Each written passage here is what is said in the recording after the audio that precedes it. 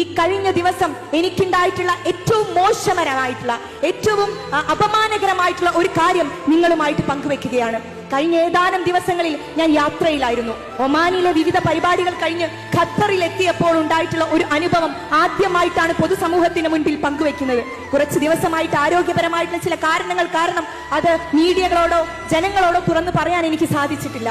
ഖത്തറിൽ ഒരു പൊതുപരിപാടിയിൽ അവിടെയുള്ള ഒരു വനിതാ സംഗമത്തിന്റെ ഉദ്ഘാടനവുമായി ബന്ധപ്പെട്ടിട്ടാണ് ഞാൻ എത്തിച്ചേരുന്നത്. ആ പരിപാടിയുടെ ഭാഗമായിട്ട് അതിന്റെ പരസ്യം എന്നോണം എന്റെ ഒരു ചെറിയ പ്രസംഗം ഉൾപ്പെടുത്തുകയുണ്ടായി. ആ പ്രസംഗം യൂണിഫോം സിവിൽ കോഡുമായി ബന്ധപ്പെട്ടിട്ടായിരുന്നു. ഏക സിവിൽ കോഡുമായി ബന്ധപ്പെട്ട് അതിനെ എതിർക്കുന്ന എന്റെ വളരെ സെക്കൻഡുകൾ നിറഞ്ഞ പ്രസംഗം അവർ ഹൈലൈറ്റ് ചെയ്തുകൊണ്ട് ഈ പരിപാടിയുടെ പ്രചരണാർത്ഥം അവര് പുറത്തുവിട്ടിട്ടുണ്ടായിരുന്നു. ആ പരിപാടിയുടെ അന്ന് വൈകിട്ട് 6 മണിക്ക് നടക്കേണ്ട പരിപാടിയുടെ അന്ന് 5 മണിക്ക് സംഘാടകർ എന്നെ വിളിച്ചു പറയുന്നു, നിങ്ങൾക്ക് ഈ പരിപാടിയിൽ പങ്കെടുക്കാൻ വേണ്ടി ഇന്ത്യൻ എംബസി അനുമതി നിഷേധിച്ചിരിക്കുന്നു എന്ന്.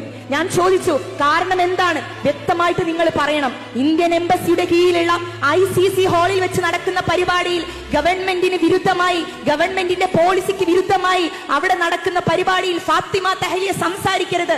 അങ്ങനെ സംസാരിക്കുന്നതിന്റെ ഉദാഹരണമായിട്ട് ഏക സിവിൽ കോഡിന്റെ വീഡിയോ ഞങ്ങൾ നിങ്ങൾക്ക് അയച്ചു തരുന്നു എന്ന് പറഞ്ഞുകൊണ്ട് എംബസിയിൽ നിന്നും KMCCയുടെ ആളുകൾക്ക് ഒരു വീഡിയോ അയച്ചു കൊടുക്കുകയും എന്നെ ആ പരിപാടിയിൽ നിന്ന് മാറ്റി നിർത്തുകയുമാണ് ഉണ്ടായത്.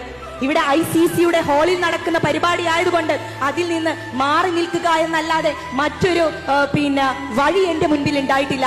അത്രയും ദൂരം സഞ്ചരിച്ച് ഒരു വനിതാ വിങ്ങിന്റെ ലോഞ്ചിങ്ങിൽ പങ്കെടുക്കേണ്ട, അവിടെയുള്ള ആളുകളോട് രാഷ്ട്രീയം സംസാരിക്കേണ്ട എന്റെ അവകാശം വിദ്യാർത്ഥി എന്നുള്ള രൂപത്തിൽ മാത്രമല്ല, ഇന്ത്യയിൽ ജീവിക്കുന്ന ഒരു പൗര എന്നുള്ള രൂപത്തിൽ ഇന്ത്യയുടെ ഭരണഘടന അനുവദിച്ചു തരുന്ന സകല അവകാശങ്ങളും, സകല മൗലിക അവകാശങ്ങളും ഉണ്ട് എന്നുള്ള രൂപത്തിൽ അഭിമാനപൂർവ്വം സംസാരിക്കാനുള്ള, പോളിസിക്കെതിരെ, ഗവൺമെന്റ് പോളിസിക്കെതിരെ സംസാരിക്കാനുള്ള എന്റെ അവകാശത്തിന് നേരെയാണ് ഇന്ത്യൻ എംബസിയും ആ എംബസിക്ക് ചൂട്ടുപിടിക്കുന്ന സംഘപരിവാർ അനുയായികളും ആ എംബസിയിലുള്ള ഈ തരത്തിലുള്ള RSS അനുയായികളും പ്രവർത്തിച്ചത് എന്നുള്ളതിൽ അതിശക്തമായിട്ടുള്ള പ്രതിഷേധം ഞാൻ രേഖപ്പെടുത്തുകയാണ്. അത് വെറും പ്രതിഷേധമായിട്ട് മാത്രം കണക്കാക്കണ്ട.